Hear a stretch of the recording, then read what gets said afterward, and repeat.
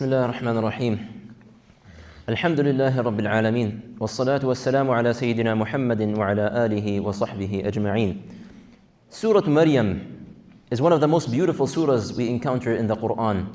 It is an early Meccan surah that was revealed at a time of persecution, at a time of accusation, at a time of mockery, at a time when the message of Tawheed itself was being challenged and looked down upon. And of course, it is named after Maryam alayha salam, the greatest woman to walk on the face of this earth. According to the hadith of the Rasul sallallahu alayhi wasallam, the best of among its women is Maryam alayha salam, and also the best among its women is Khadija radiyallahu anha.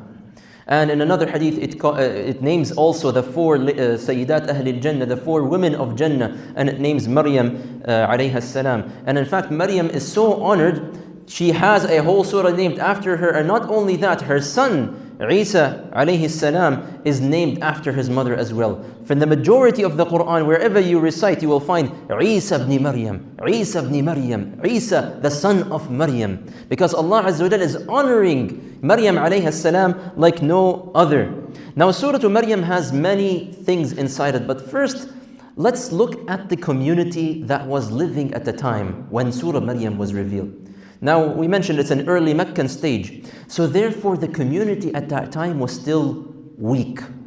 So the Muslims were weak at the time. They were a minority at the time. They were small in number. They didn't really have power. They didn't really have influence. They might have wanted some certain things to go in a certain way, but just because of who they are, because of their weakness, they were unable to succeed in that. So Surah Maryam came down to teach the struggling community, how do you establish your foundations? How do you establish your foundations such that it can trigger the change and transition from weakness into power? How do we see that? We find that in the start of the surah. Allah Azza wa Jalla teaches us the first foundation through the story of Zakariyah alayhi salam, when he is making dua to Allah Azza wa Jalla. And Allah Azza wa Jalla, He quotes the dua of Zakariyah. He says, Rabbi, inni wahana al-'azmu minni. Look, Ya Allah, I am at an old age now. I'm just an old man. My bones are like cracking from how old I am. وَاشْتَعَلَ الرَّأْسُ شَيْبًا. My hair has become gray. But what does he say? وَلَمْ أَكُمْ بِدُعَائِكَ رَبِّ شَقِيًّا. However, Allah, Ya Allah, I know you. I've been making dua to you for my entire life, and I know what kind of Lord that I'm dealing with. And I know you've never let me down before, Ya Allah. That is the conviction that Zakariyah alayhi salam is making dua for. And what does he ask for? He asks for something impossible. He's asking for something medically, logically, according to the laws of the world we live in, is impossible. He says, Ya Allah, I'm an elder, and my wife is infertile. She's unable to give birth, no matter what we try to do. We are unable. So he's asking for the impossible. So he says, Ya Allah, I know you, I know who I'm dealing with, so Ya Allah, perhaps you can bless us with a child. And even then, he didn't just say, Ya Allah, grant me a child. He immediately ties it to his akhirah.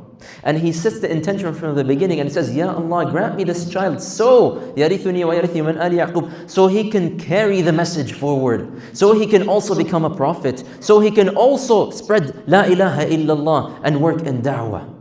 There is wallahi so much to be learned just from this one section. This dua is not a random dua. A lot of people make dua for money, for children. But Allah is teaching us here the adab. How do you make dua with proper etiquette and manners with Allah? Wallahi, just study this one dua of Zakariyah alayhi salam.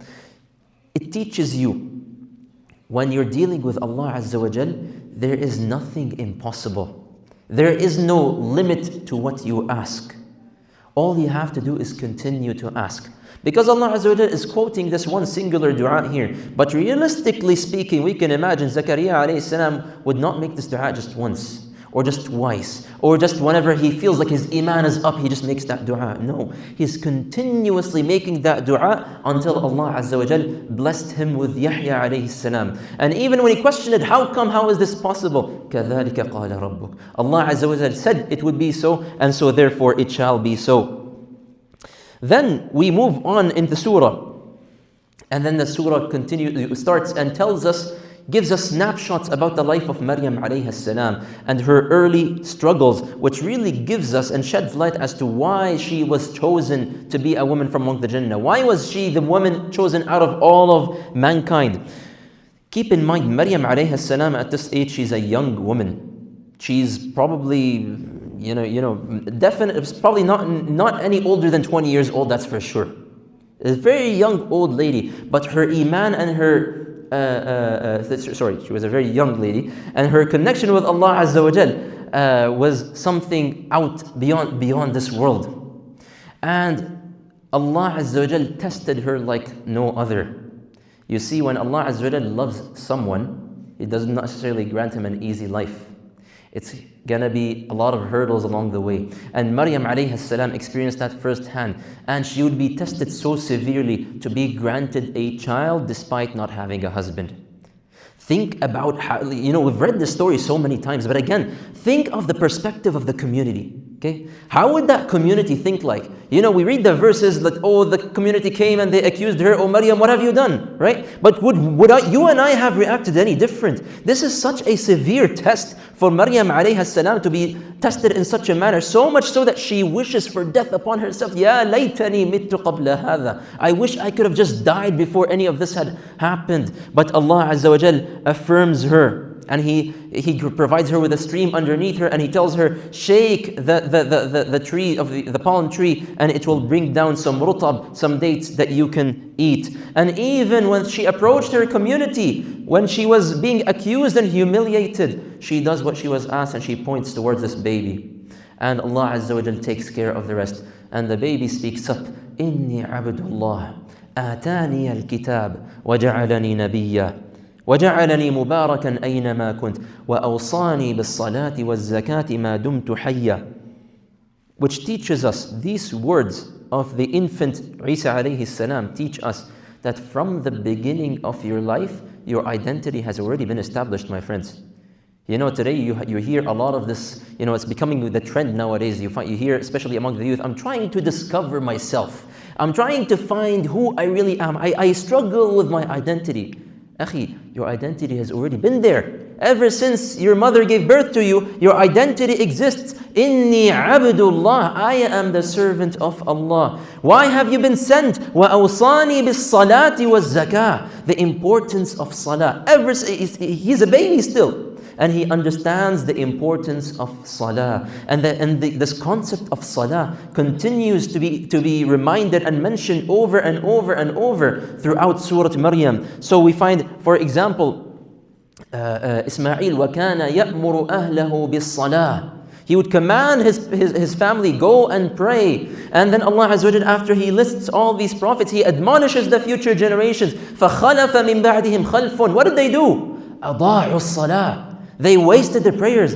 Prayers, my brothers and sisters, your salah, your 5 daily prayers. How do you expect our ummah today to rise up again, to obtain its victory, to obtain its izzah, when many of us are missing our prayers, when many of our children are growing up, knowing how to traverse this community, knowing how to become successful in the future, yet they don't know that their success lies in their salah. And when it comes to their salah, they're easy to sacrifice it, to compromise it, to just delay it, to tell you, I'm a little bit busy today. Let me just make up all my salawat before I go to bed. Fajr, you know what? I'm a little bit tired right now. Allah surely understands. So Allah, فَسَوْفَ يَلْقَوْنَ غَيَّا. Do you understand how severe these words are? These people, they shall face destruction. Without salah. Salah is the pillar, not just of your own individual religion, it is the pillar of our community as well. Without a community that upholds the responsibility of salah, that community is destined to collapse and to be destroyed. Then Allah Azza wa Jal moves on to Ibrahim alayhi salam, telling us the etiquette, teaching us etiquettes of how to give gentle da'wah, even when you are put in the most challenging of circumstances. You see, in your daily lives, there's no doubt you're going to interact with certain people that are really going to press your buttons, okay? They're really just going to come at you. They're going to say these things that, you know, they call it rage bait you, right? They're just getting you they know what buttons to press to get you upset, to get you angry, to get you irritated. What if that person is your own father? That is the test that Ibrahim alayhi salam was tested with. Yet even with this, look how he speaks to his own father. Ya abati, Ya abati, inni qad ja'ani min al-ilmi ma limatika. Oh my father, oh my dear father, oh my beloved father, obey Allah, la ta'bud al-shaytan, don't worship the shaitan. Oh my beloved father, I'm worried that a punishment will come down to you. And even when his own father, a disbeliever, a mushrik, he responded to this gentleness with a death threat. With a death threat. أَرَاغِبٌ أَنْتَ عَنْ آلِهَتِي. Are you going to leave me alone? If you do not stop, لَأَرْجُمَنَّكَ. I'm going to stone you in front of the whole community. And he's not just saying that as an empty threat. He meant what he said. You know, today, if this was the father of Ibrahim living today, hello 911, listen to what my dad is telling me today, right? What does Ibrahim say? No 911, no nothing, no, I'm moving out, dad, I'm sick of this life with you. No. Salamun alayk. Salamun alayk, peace be upon you, my father. I'm gonna ask Allah to forgive you. But I have nothing to do with what you guys worship. وَأَدْعُوا رَبِّي. The etiquette, subhanallah, takes a lot of patience. It's much easier said than done. But that teaches you the importance of gentleness. Number one, when it comes to parents, and number two, when it comes to da'wah as well. Da'wah requires a lot of patience. Look at how the Rasul ﷺ, his struggles, how much he went through his people, and the stories of the prophets as well. How much struggle did they go through? And in some cases, they never even saw any results. So da'wah takes a lot of patience, but most importantly, make sure you have the proper manners and the etiquette for it. So, to wrap everything up, Allah Azza wa Jal here is laying to us in Surah Maryam the foundations of how to strengthen a weak community, how to take this community from struggling to izzah, to strength and to victory. So number one, dua. Never ever stop making dua, and never think that your dua is impossible. Number two, remain steadfast, even despite the pressures. Just like Maryam alayhi salam, she's facing pressures from left, right and center, but she remains steadfast. Yes, it was difficult. Yes, she was stressed. Yes, she was upset. Yes, at some points she felt like I can't make it, but she remained steadfast regardless of her personal feelings. So number two, steadfastness.